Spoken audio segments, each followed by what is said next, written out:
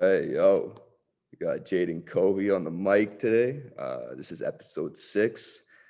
For people that don't know Jadon Cohee, he is a Langley kid. He was born and raised in Langley, right? Born and raised? Yes, sir. Born and Yes, raised. sir. He went to Walnut Grove where he won his provincial championship when he was in 11th grade. He was also named MVP. And then after high school, he ended up going to Seattle U, Division One, and then transferred to Southern Utah. And then finally finished his career at UBC. And now he's playing pro in Georgia where he's fucking 12 hours ahead. I didn't know that. It's Yeah. late there right now. Well, I mean, it's not that late. It's like 9:30. It's nighttime, man. Yeah, fuck. But bro, so let's get into it, man. How's life in Georgia right now? How's pro? Man, it's a different life to say the least. Especially, this is my first year being a pro. The struggles of being a pro during obviously COVID is, like we're in a lockdown in Georgia, so essentially we can practice, but other than that, like nothing's open. We're just at the crib chilling. So it's just a lot of time for self-reflection. And it's a lot of alone time in isolation. So it really, in one way, it really helps you kind of figure out who you really are. But it also allows you to focus on hoop, which is cool. And it's being in Europe, we could talk about this. It's a very different game than what we play in North America. Word. It's a lot less isolation and a lot more team and set based, which is something I've been adjusting to, and it's been different for me. Right. I would say like you being away from home is tough, but like you've been away from home a lot, you know what I mean? Just going to Seattle and Southern Utah. So that's not a big deal, right?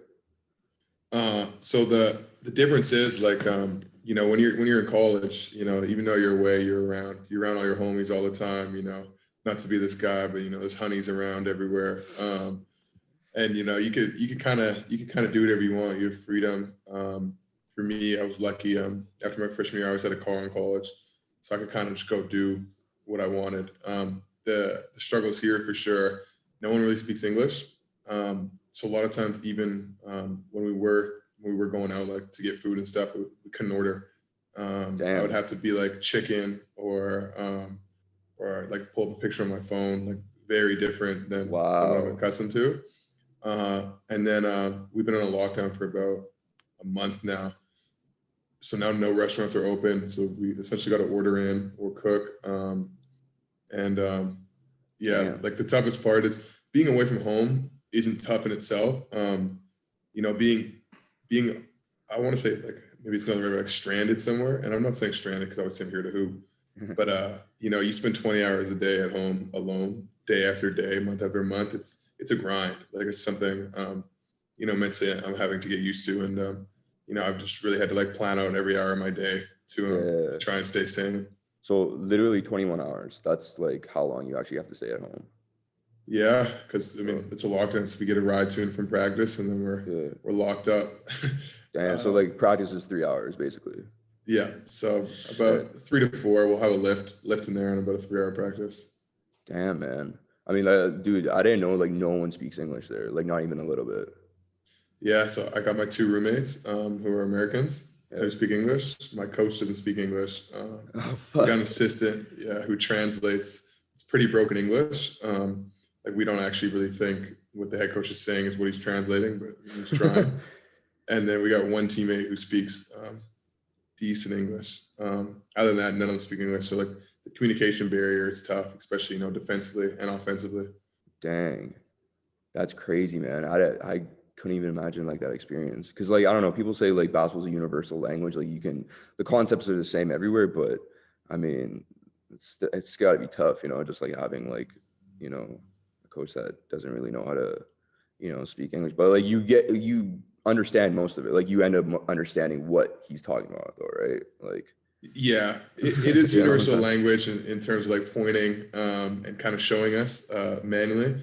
But the struggle of it is like, you're trying to switch or something, or you're trying to like defensively, you're trying to switch, or you're trying to, Mm, if we don't run like a set play here, it's hard to tell a guy like, hey, I have a mismatch, like just clear out, let me go to yeah, work. You know what I'm saying? It's yeah, more yeah, like they're so programmed to running the plays with Americans, and right. obviously me as a Canadian because they don't speak the language, so you can't really just tell them to clear out, or you can't really say like mismatch or or we can't. It's hard, it's tough to break a play because Right. you know you're gonna have two or three guys on the court. Just the little things, different reads and stuff like that. Yeah. Yeah, Damn. absolutely. That's been Fuck. the biggest struggle for me, and it's not like this in every country, but here it's definitely been a struggle. I've had like a few turnovers or like a few miscommunications with teammates, and it's just all based on language barrier. Right, right. Damn. But man, let's segue into how I know you. So I wrote this down. I'm gonna talk about it. But so we met back in 3D. People don't remember, bro, but like people are like just like when they think of Jadon Cohee, they think of Drive, right? But like Right. your OG club team was 3D, bro. And I remember I was in grade 8 and you in grade 7, and then you came with like a bunch of like your Langley boys, right? You guys were all in grade 7, and um, man, I remember we went to Cali that year. Do you remember that?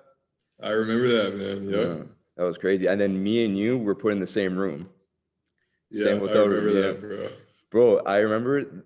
Okay, I don't know if you remember this, but you had some cash with you, right? You brought some money with you, like in your luggage, and so while we were there, apparently, like I think one day you just like woke up and like your money wasn't there anymore. Like it was just like dollar bills not there. And bro, it was just like a whole thing. Like, yo, where's Jaden's money? Someone like jacked it from the room, and like I'm your roommate, right? So I'm like, fuck, like they're gonna blame me, right? Right. And bro, like your dad and mom came in. They're like, yo, what the fuck is going on? And it was like $50 or something, but we ended up finding it. Do you remember that? I vaguely remember that. Now that you're bringing it up, like I hadn't thought of that in years, but I am starting to remember that. I don't remember a lot of the gist of the story, but I do remember being pissed off as hell. And, you know, mostly being scared to tell my old man, like, hey, my Yeah, money's man. gone. Mike was pissed, bro. Like Yeah. he was like, yo, and then you guys looked at me like, yo, if it's not here, then it was. I'm like, bro, I didn't take it. Don't worry, like, trust me. Yeah, we was about to beat Yeah, your ass, man. yeah, straight No, up. I'm just playing. Fuck. But yo, so I got a question for you. When did you know you're gonna be good at basketball? And like, was it something you always knew, or was it at some point where you're like, okay, like I can like take this far? Yeah. Well, I mean, to answer that question, first of all, I was lucky to come from a basketball family, you know, so I had like a certain set of advantages where we come from that a lot of people didn't have, especially in our age generation. So like my mom and dad both hooped. My dad played in college, won a national championship. So it was always around me, like since the day I could remember. So I always knew I had a chance, like if I fell in love with it. But I was actually better at soccer and baseball. And actually that grade 7 year, that summer actually, you know, kind of after that trip, speaking of, I made a decision like this is more in the fall, like right before grade 8 season. But I made a decision to basically pick basketball. And right there and then I was like, okay, you know, I'm picking the sport. It's my worst sport. Like, you know, I better fucking be good at it. You know what I'm saying? Like, Yeah. and it just kind of happened. And, you know, I already kind of fallen in love with the sport. So, Right. I you know, didn't know soccer. I didn't know that. yeah. So my development fast tracked because I just spent more time in it than most people. Right. So basically after that trip, you would have been like 13 years old. Like right after that, you basically told yourself, like, I'm gonna fully commit to this. And like, was it your goal to go D1 the whole time, or was it at some point where you're like, I can go D1? Yeah, my goal is to go to the league, man. I'm not gonna sit here and Right. lie to you. Like Mhm. I've always been a person who had bigger than life dreams, you know. So like for me, I never like had a goal set to go in D1. You know, I just kind of assumed I would because you know that's the type of work I was putting in. Mhm. And you know, I always thought I was gonna make the league until you know maybe 2 or 3 years ago, and you know it comes to reality. Like there's certain stuff in my game like that you know like elite level athleticism shit like that that you know I'm Yeah. missing to like really get there. But you know I always had like a sky's the limit type mentality Right. and big dreams, right? So for me, like it wasn't an option. Like I was going D1. Mhm. Um, Okay. and that's kind of how I looked at it. Like I told people I was going D1 since I was 13 when I was kind of shit at basketball. Right. You know, and then I ended up being the first person ever from Langley to go, right? So Right.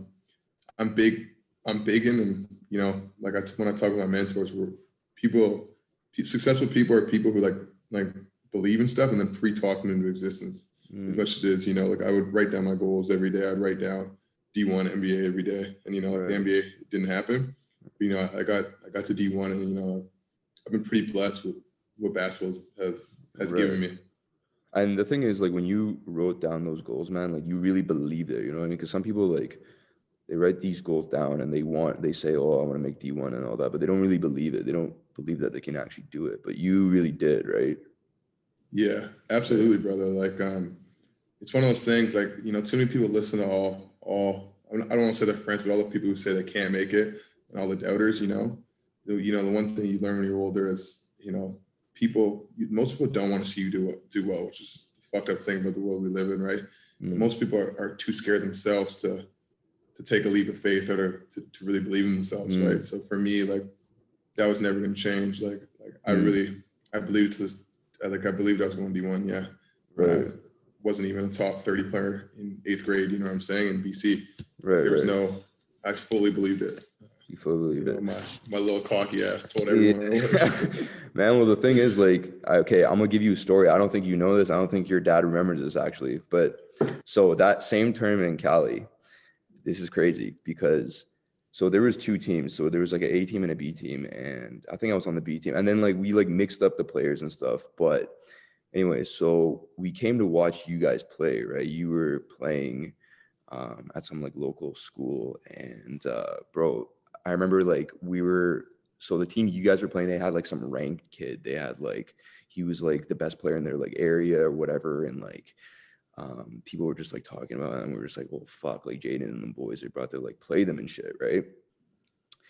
So I remember like me and like the guys, we were like sitting on the bleachers watching, and like, bro, right off the bat, like we started like looking at this guy like, oh, yo, this like it was like because we never seen like a ranked player like that, right? Just like all that hype, Right. and we were just like, oh fuck, this guy's so nice, like this guy's tough, like you see that move, like you could just tell like he was like head and shoulders like above everyone, right? Just like the way he Uh-huh. moved, athleticism. And then I remember after the game, we went back into the vans, and there was like 5 or 6 of us in there, and we're driving back to the hotel, and your dad was in the car.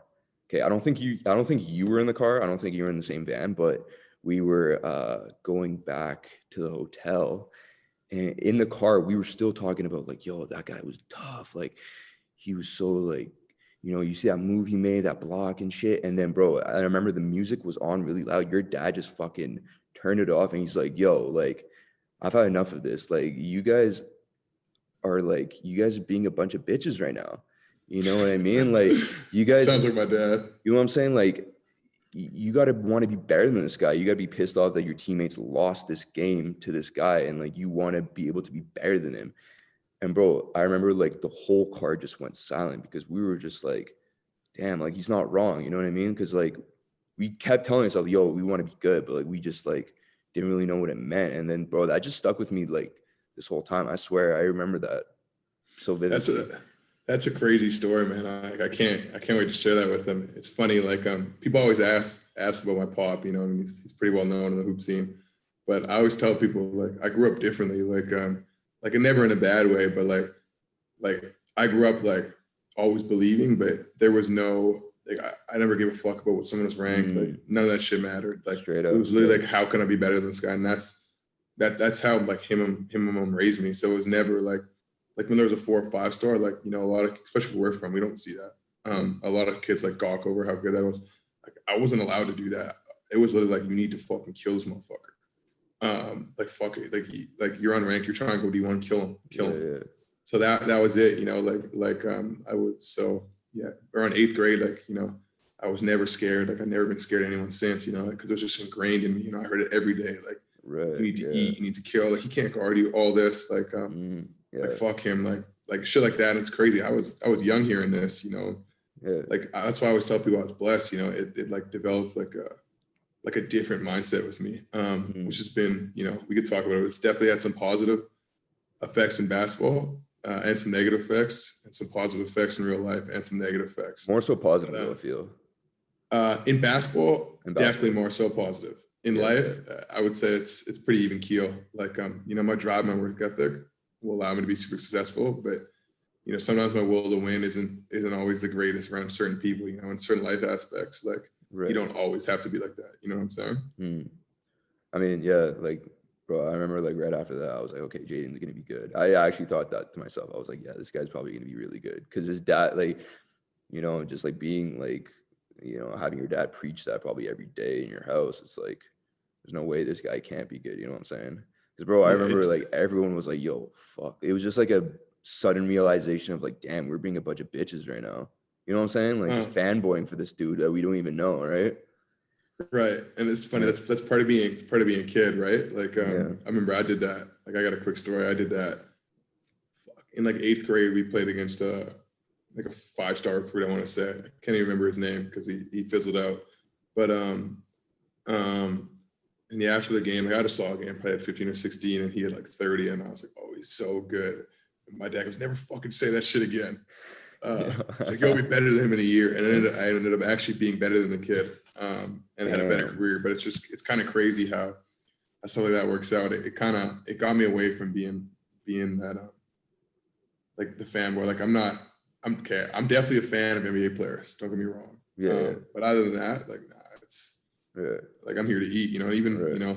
even when you match up against players like that, like we're realistic. We're not as good as them. Right. But I'm not playing like that. I'm not scared of them. Like Exactly. Yeah. Like if you were in an that's NBA who. game, you wouldn't like back down to anyone. You know what I mean? Like you're there No, for a reason. You've been playing all your life. Like you're going after. absolutely. It don't even really matter who's in front. Yeah. Damn. That's crazy, man. That memory fucking stuck with me till this day. That's wild, man. He's Yeah. gonna he's gonna love hearing You this story. got you got to tell me, man. Every time I see him, he just like, "Yo, what's up, Mo? How you doing?" Just great guy, man. I Uh, fucking love him. yeah, yeah, But good people. man. So okay, you started off at Seattle U, and then transferred over to Southern Utah, and then I remember s- there was some talk, and then I'm pretty sure I saw you at a drive tournament when I was coaching, and you were saying that after Southern Utah, you got some big time offers from like high D1s, and then but you decided not to pursue that, and you went back to UBC. So where were a few of the schools, and why didn't you?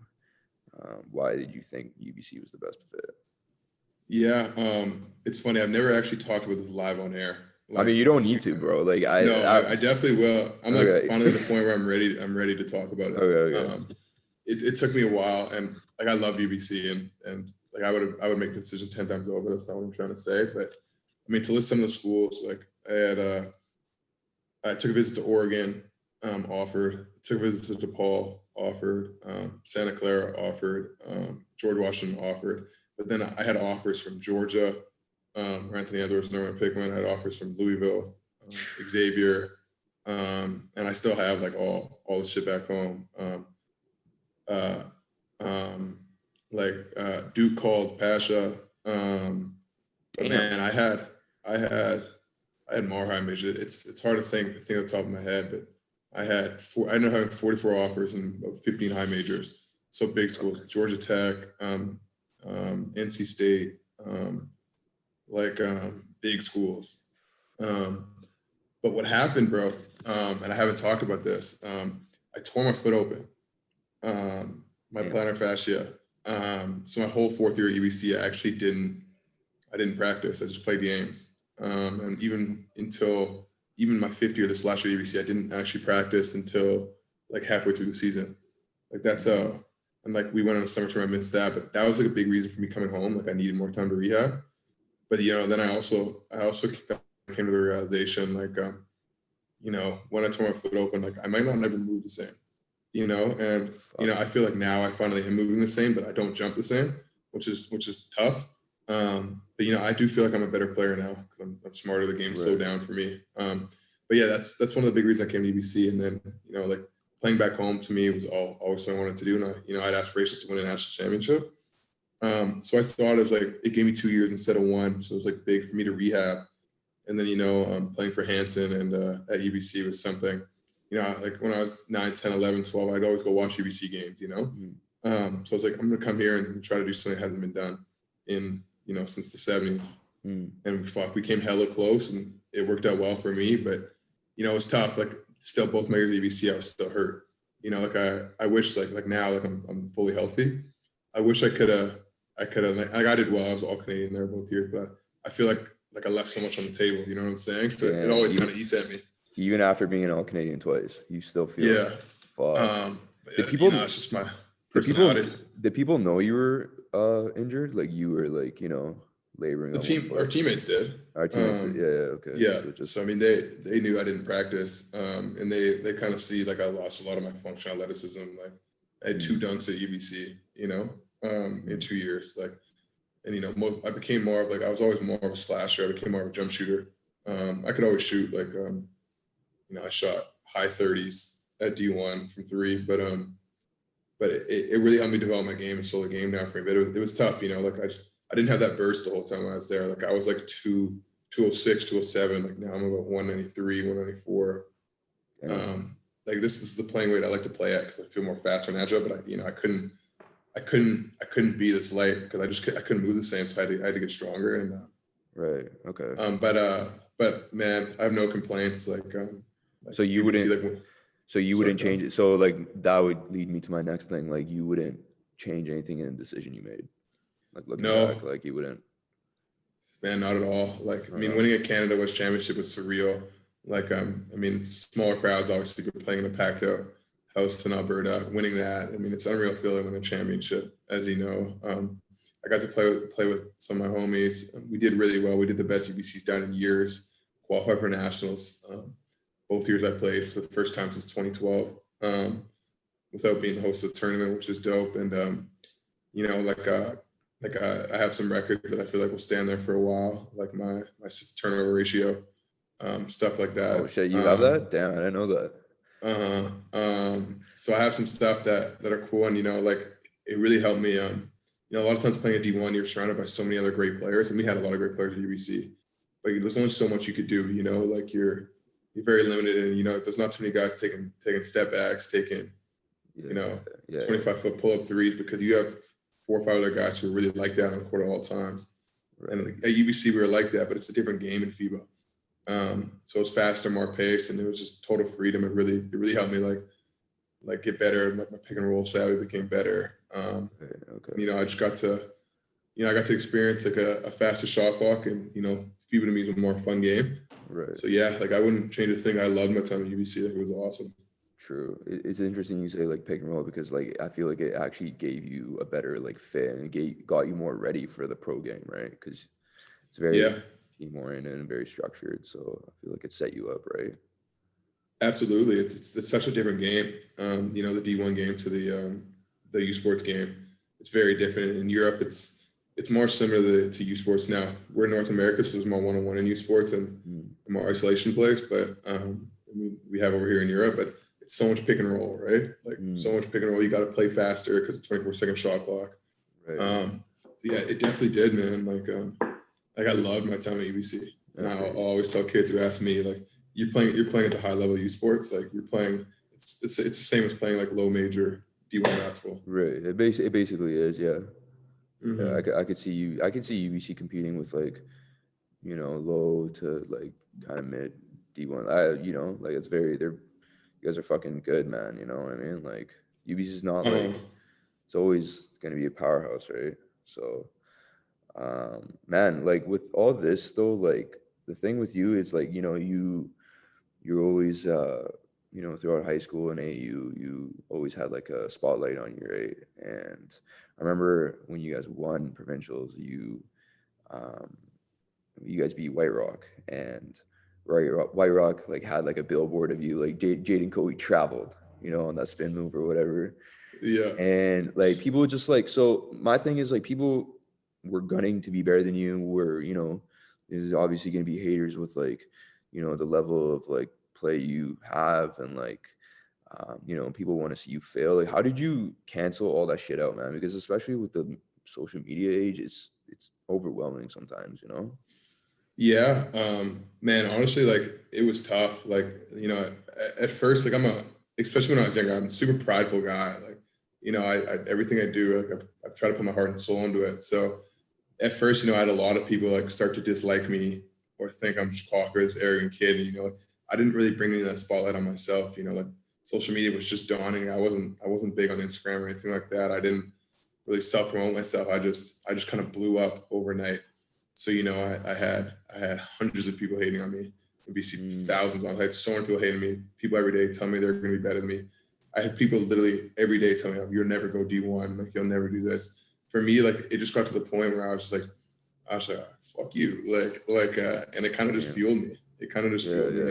and made me like almost crazy in the way where I was so determined to make it. Like there was nothing that was gonna stop Right. me. You know what I'm saying? It So it was, just kind of it fueled me, and like I got a lot of love in BC, but on the national scene, they would rank guys who I was better than from BC, who everyone in BC knew I was better than above me on the national ranking based on potential and stuff like that. So that like would just bring me more fuel.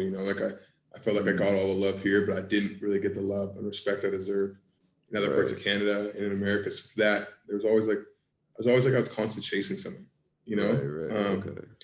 but it's been tough. Even like you go D1 from BC, you got all BC, then all of a sudden everyone wants to root for you. It's even a tough adjustment, for me, especially my first year, I struggled a bit. I had so many people who are expecting you to do these great things. And for me, it panned out, and I ended up doing very well at D1. But it's there's a lot of pressure on that. It's a lot Mm, different than when you're from somewhere in America where 30, 40, 50 people are going D1 every year. Like when you're one of the only guys, like, there's a different level of right. pressure that comes with that. But to me, I got used to it. Like I'm old now. Like it doesn't affect me now. Like Is it it's is it almost like, bro, like it happens so much that you're just used to it. Like it doesn't even like matter anymore. You know what I mean? Because it happened so much throughout your life that it's like you're almost like numb to it, right? Yeah, You know? absolutely. When I came back to UBC, like I had so much hate and I had so many people who thought they knew what's best for me and kind of telling me what to do. That was crazy. After then, so it would have been about 2022. I kind of it's kind of irrelevant to me. I don't really care about other people's opinions anymore. Like I'm doing this for me and for Mm, what I want, and that's what matters to me. Like it doesn't matter what someone else thinks. Like I'm gonna do as much as I know I can, and that's gonna make me happy. I don't need to prove anything to anyone anymore. I just got right. to prove it to myself like what I can do, right? Fuck, man, that's a great place to be in, man. Just like it's peaceful, you know, just like a for your mental health and everything. Fuck, Yeah, need absolutely, it, man. man. It was And just mentally tough. Like, yeah, and just like anything in life, man. Like just people like you people always have their own opinions, but at some point you just gotta say like fuck it. Like I don't really give a fuck what anyone thinks. I'll do whatever I want. Like with this podcast thing too, man. Like people, I already know people are hating. Like I already know people um that I don't really associate with are already saying, yo, like Mo's like starting a podcast or whatever. It's kind of whack. It's he doesn't really know what he's doing. But it's like at the end of the day, it's like fuck you. You know what I mean? Like mm, people so are always gonna hate, man. What you're doing yeah, is fucking dope, bro. Don't thank you, listen to bro. that shit, bro. Like for Man, me, I have people hate every day. I don't care. it is what it is. That's the way of the world. But you know what's funny, dude? So I'm gonna bring this up. I won't name the person, but I was going through your IG and uh, you posted a selfie, and some dude was like I think this is on the wrong account or some shit. I didn't really know what it meant. I was like, the fuck? And then I looked at your reply, and it was just like what did you say here?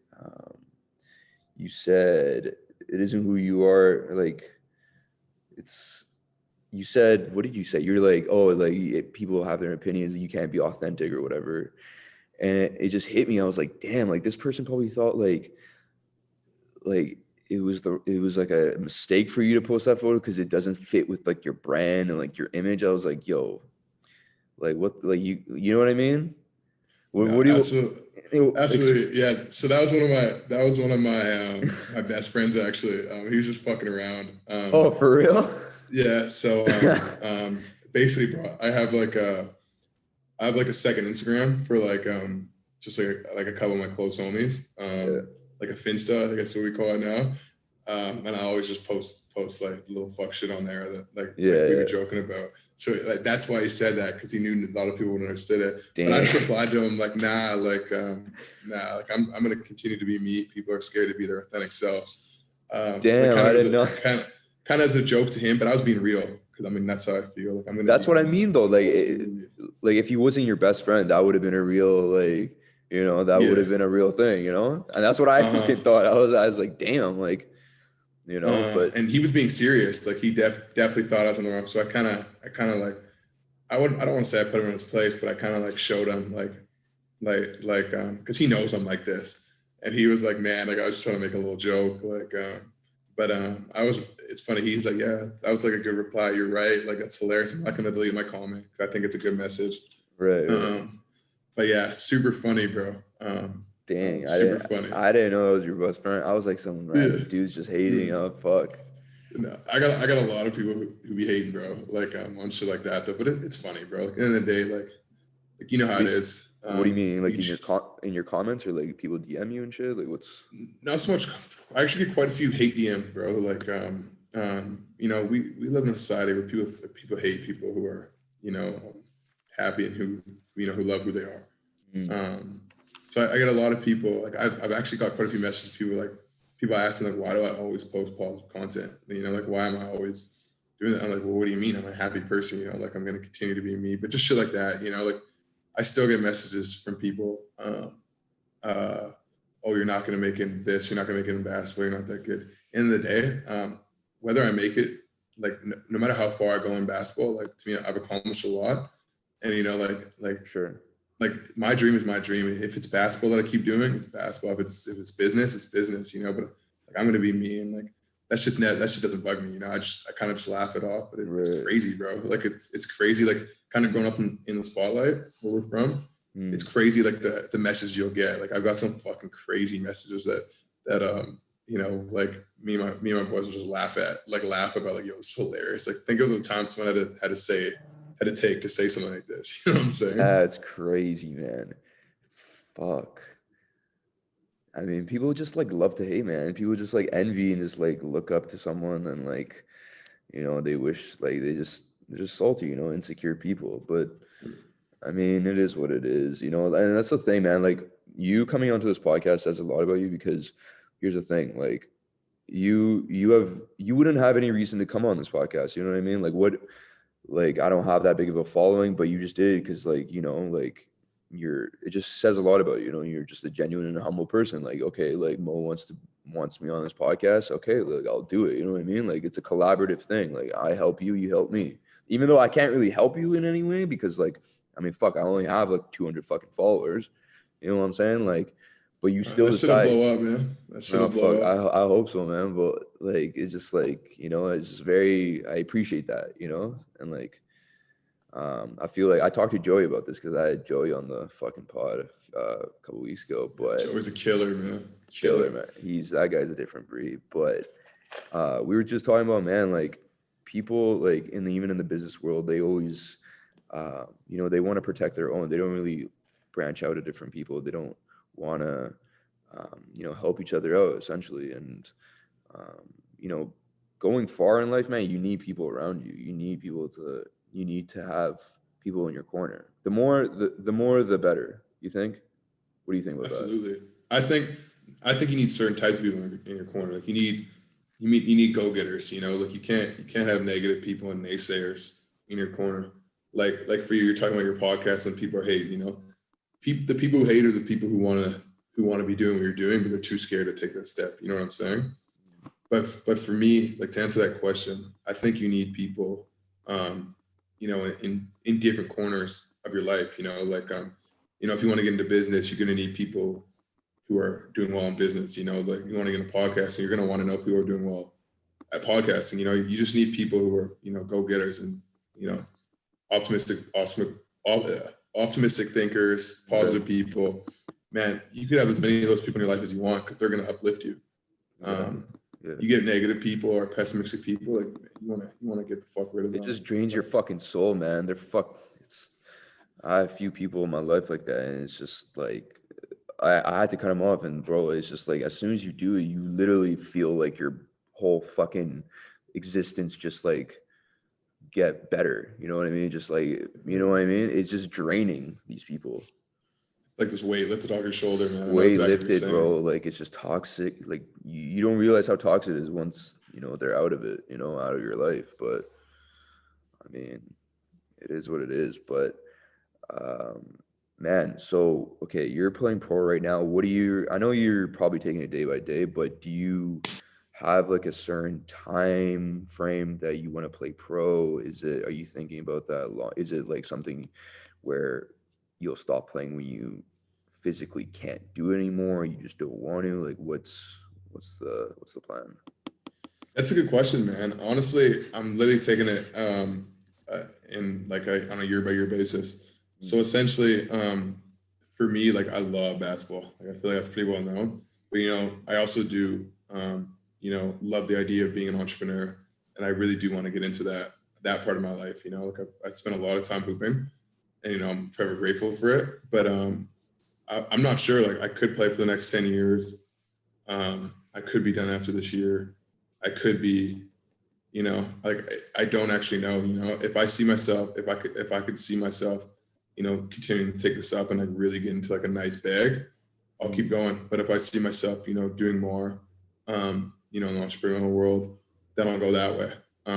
okay. So I'm not sure. Like for me, like I'm gonna play here. Like I plan to play in the CBL, and then Right. I'm really gonna touch base from there. Like, is this what I want? Can I possibly play in the G League? Mm, Um, and then yeah, it's kind of like a more of a year to year decision right. for me. Right. And I love hoop. Like if it doesn't, which I don't think it will. Um, I mean, I'll always be hooping. Right. Right. But yeah, I'm not But sure. Like I'm not one of those people who had like a preset plan. right. I'm like more of like a You're sorry, go. you're being open-minded about it. Like it's not like pigeonholed like just basketball at this point. Yeah, like I always tell people like I'm known as a hooper, but like I'm way more than just a basketball player. Like I got a lot of visions and ideas in life, and like where I see myself. Like I have like a 10-year vision of where I see myself, a 15 to 20-year vision, and a 5-year vision. Mm, For me, whatever path I think can get me there the fastest is the path I'll take. right. Does that vision involve basketball?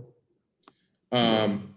Um, yeah, it's like one of the visions does, one doesn't. It's kind of more when I say it's more so like where am I at like financially in life. Because I'm someone who, not to say money's the be all end all, but I'm someone, I love basketball and I love to learn. I love learning and I love entrepreneurship. Like I love both of them to death. A Mm, lot of people don't know I love entrepreneurial type stuff. Because it's not something that I'm actually talking about on Instagram. Because I'm mostly known as a hooper, but like you said, I'm more than that. I love mm, both of them. Now it'll really just be like, what do I love more? right. Because I love hoop, but I love the idea of being my own boss Mm, and trying to start something, trying to start a startup. I love the idea of taking risk and doing boss shit, right? right. Yeah, man. Fuck. It really just comes down to the bag, bro. You said it, Yeah, man. Man, yeah. like I mean, like how old, you're 24 now, 23, 24? 24. 24. Yeah, man. I'm 25. I just turned 25 and like man, me and my boy talk about it. Like we just at some point you just gotta like start making money, you know what I mean? Like Uh-huh.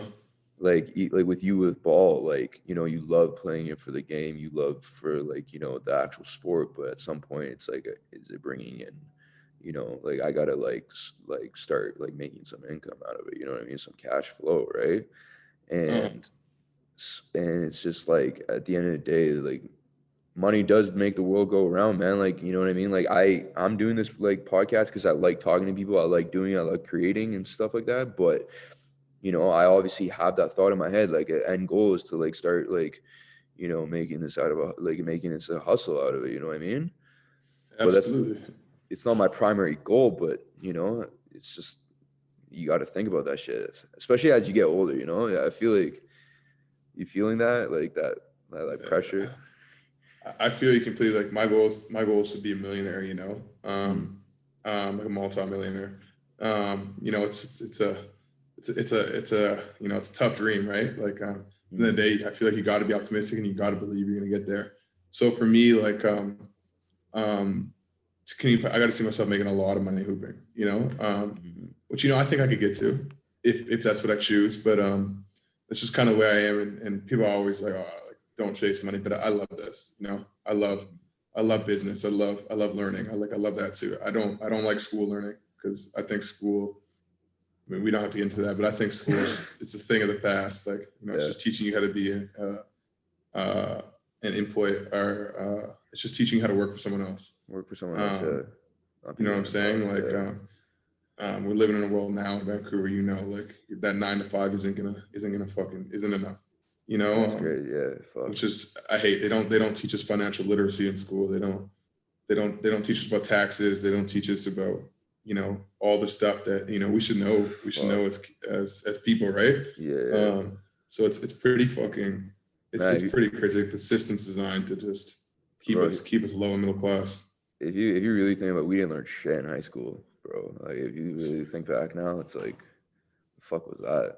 You Dude, know? honestly, in college too, man. Like unless you're trying to be a doctor and lawyer, like man, I learned more from being around people and mentors than I learned in fucking 6 years of being in a classroom. Facts. Um, I hate to be that guy because you know that the debt people go into to go to college is usually bringing them a job that's paying them a consistent salary, 50 or 60,000. You know, like that doesn't do anything long term. It's not gonna get people like me and you to where we want to be. You know what I'm saying? Right. My biggest thing is like, I want to be my own boss. Like just like you said, like I can't really see myself working under someone else and following someone else's regulations and shit. Because it's just like that's just extra. I already have enough stress in my life. I don't want to like I don't want to put someone else's fucking stress onto mine, another fucking burden on me. You know what I mean? So especially I, fuck I'm with you on that, bro. yeah, man. It's great. I can't work for other people. Like it's just not for me. Yeah, I yeah. respect people who do, but man, you make your own boss. If your ship blows up, I mean, Yeah. it's a better lifestyle, man. To Facts. me, anyway. Man, living in Vancouver too, though, man, just like so many, like, it's a fucking nice place to live. So it's like, it's extra, it's more anxiety inducing than other places, bro, because there's so much fucking stimulus going around. Like, you know, I know exactly what you mean, brother. you know what I mean? Like, it's just like you always feel like you're like a step behind. You're trying to, like, fucking catch up to something, but it's not really there. Uh-huh.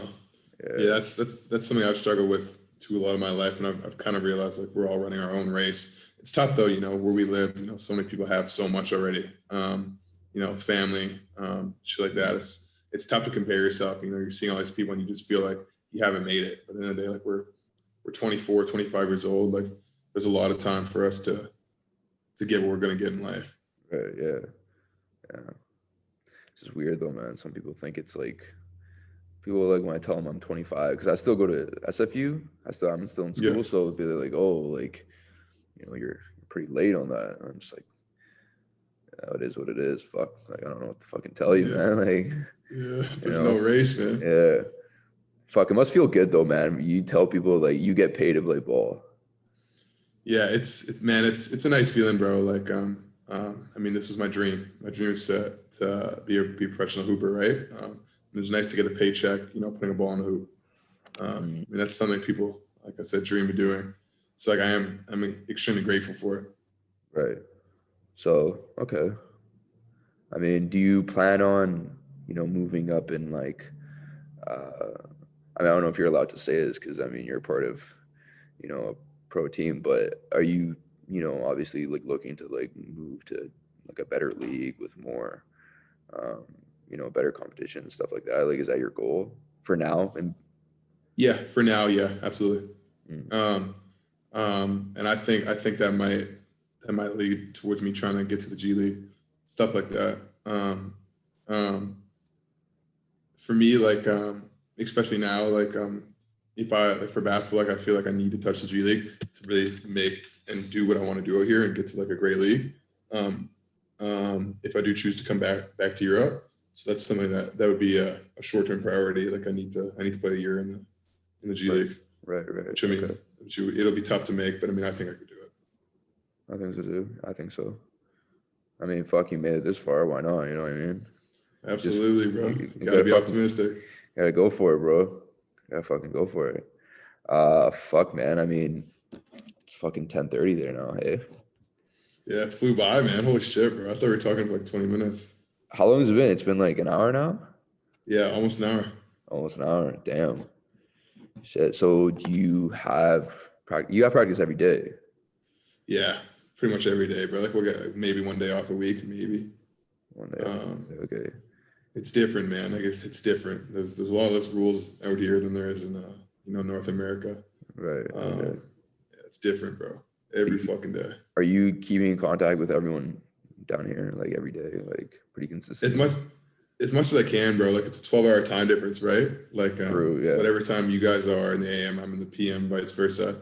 So it's tough to like stay in contact every day, because so many times I'll catch someone when they're just waking up, going to work or just going to sleep. I'm just waking up. Like Damn. it's different. But as much as I can on weekends, like I'll be on FaceTime a lot of the weekend Right. because there ain't shit to do out here. So There ain't shit to yeah. do. Fuck. How's that like? How's that like doing on your mental health, bro? Because mental health is a big thing during these times, and I feel that being here at home, I feel it like just being at home because I hate being inside for too long. So I don't know how are you dealing with that? Do you feel it? Like, do you Yeah, feel I'm it? glad you talked about that, bro. A lot of times people see like us athletes as invincible, and I'm like someone who's very like a very happy person. Mhm. But truthfully, like man, my mental health is struggling. Um, I know this is like hard for a lot of people to talk about, and for me, it's been hard to talk about a lot of times. As you know, the life of an athlete, like it's a constant up and down battle of because I mean it's so performance based. I don't play well, like I'm sent home, right? Mhm. So for me, like not being able to do anything and being stuck in the house, it's drained. Like I've been meditating a lot. I've been trying to do what I can, but I'm a very outgoing person. Like I love to be out and about. Like I'm a people person. Mhm. So it's been tough, man. Like I'll go on walks, but it's like you have a game, you don't have such a good game. Like I'm sitting here 20 hours a day, and like I can't get my mind off it. Right. You're just So stuck in that's your been like thoughts. that's been the hardest part. I've never been in a situation where I've had to just be locked up in the house this long. Me and Mm. my roommates joke about it like we're in jail essentially when we're away from practice. Bro, fuck. It's a But real it's one of thing, the man. yeah, it's one of those things, man. Like it is way harder being in a country 10,000 kilometers from home or whatever we are. Um, but yeah, I just take it day by day. I meditate every morning, like, and I just put myself on a schedule to try to not, get lost in my thoughts as much as I can. But Right. it is a struggle. I can't sit here and lie. It would be a lot easier if there wasn't COVID, but Right. it's a mental grind. And it has been wearing on me quite a Mm. bit, truthfully. Damn. Okay. But meditating is helping for sure.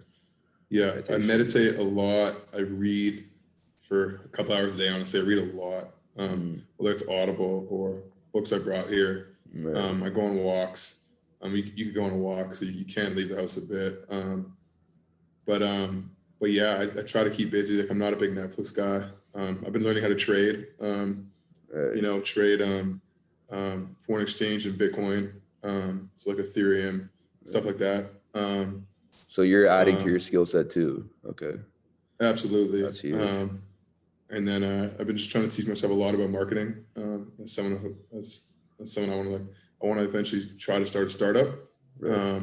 So I've been trying to keep myself as busy as I can, but I mean it's hard. I mean it's a lot of time on your own, right? Right. But it's one of those things like I talk to my parents, I talk to my homies, and they help a lot too. Mm. Mhm. Right. Especially like because you're an extrovert, right? You need to be people. You need to be around people for that, like, that stimulation. So fuck, man, that must be tough. Fuck, a lot of Yeah, people are getting fucking hit hard with this shit mentally. yeah, Me especially too, bro. being yeah, especially being over here, bro. Like overseas, but that like people don't see that part of being an overseas basketball player. 'Cause it's not really like that in America. You're Mm. constantly around people. Everyone speaks your language. Like it's a lot of isolation being over here. It's a lot different than just it's not as glamorized as people think it is. People think, oh, you're like this professional basketball player, like you're this and Oh, you're that. okay. And in reality, it's you practicing 3 or 4 hours a day, and then you're alone 20 hours a day. So it's a lot. Like to be like an overseas professional athlete, like there's a real mental toughness it takes. Like Wow. people who play Okay. over here are like different mentally, which is, Right. they were talking about in the bubble. I don't know if you saw this like in the summer, how like a lot of them felt lonely and alone, like couldn't have people come see them. And it was just, that's the life of overseas basketball every single year, like, Wow. yeah, you talk to guys like Connor, like Merrick, like all these guys doing well, like that's their life, which is different. It's just constantly them being alone and them just developing as people and to chase a dream, right? Right. Um, but it's tough, man. But I mean, if you love it, it's definitely worth it. Right. So are you saying aspect of that loneliness is because of the language barrier, or like is that like if everyone knew how to speak English, would it be easier? I think it would be a lot easier, but I think it also is tough to be away from everyone you love. Because like for Mm, me, being away from home, like when I was in Utah and Seattle, like I had people like I loved there, like friends, people like that who like you know how it is. You love your boys, mm, So it's different. You constantly around people who you're cool with, so it makes you feel almost at home in a sense. It's different here, like because it's not like you actually have someone to talk to about your shit, right? But I'm not trying to make it seem like it's overly tough. Like I mean, it is super tough, but it's one of those things like right. people who come out here are people who are chasing their dream, right? So it's one of Right. those things like it's like a sacrifice you take in so you can do what you love, right? Right. Damn. So Mhm. people need to know about that. Like it's not like all sunshine and rainbows. If you go pro, it's not like Yeah, I because mean, the higher you go, the more likely you'll be in a better city, a better country. right. But yeah, it's definitely it's a grind. Like it's a real grind. It's a 10-month season. Like it's a long season. Right. It's not like a 6-month college season. Like you're here. Um, Damn. but yeah, it's different, but it's exciting. Like same time like you're playing professional basketball. Right. Like our last game, I scored the last 7 points to like win the game. Like that's an exciting feeling. Like the rest of my Right. life, I could know I did that at a pro level game. Right. Yeah. Like there's people who dream of that, right? Right. So But as soon as like basketball starts out, like when you get into when you step onto the court, it's like all that shit just goes away because you're just you're in your yeah, sanctuary at that point. You know what I mean? right. Basketball's like Right. you know how it is. Like when you're in your sanctuary, you're not thinking about anything. I'm just Right. shit. I'm here to hoop. Yeah. Facts. My Mm. guy, bro. It's been an hour now. Fuck. My guy, thank you for this. This is I mean, we talked about a lot of shit, bro. I feel like you're doing your thing. You really are. Holy fuck, what did I just do? Did I just take it? Okay. Um, man, I mean, it's 10:30 there. I know it's been a long day. I'll let you go. I appreciate everything. I appreciate you coming on. It's been we talked about a lot of things, and thank you, bro. Thank you. Yeah, I appreciate you, man. For everyone following, say tune into Mo, man. This Enjoy shit's your on the come 24 up, man. and the He's got come that shit up, coming. baby. I'm trying, Yeah, man. I'm trying. yeah, You know, yeah. yo, And keep your head right, man. let me take a Keep your photo head real right. quick. Let me take a photo real quick for the IG. Hold on, hold on.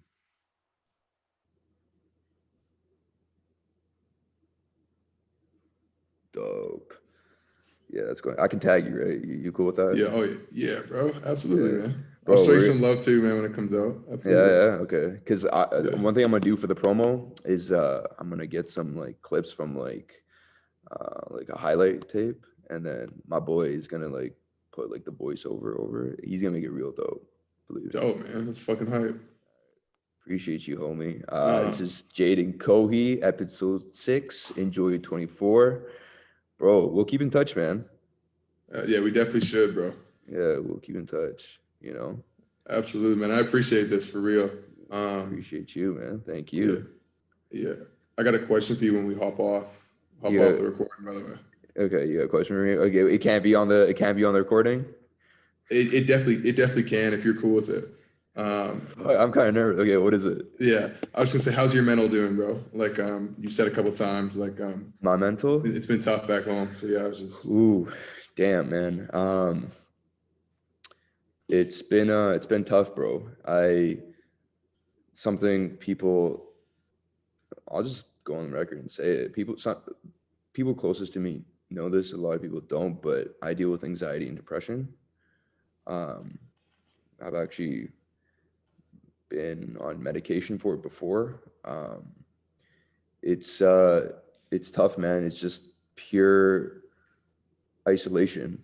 For me, the thing is, I can't be in one place for a long time. So, being at home and just like being inside most of the day, like you said, is like it's fucking insanity. Like I actually like it hurts. It physically hurts, and um, just like everything, man. Like the gyms are open here, like the weight rooms.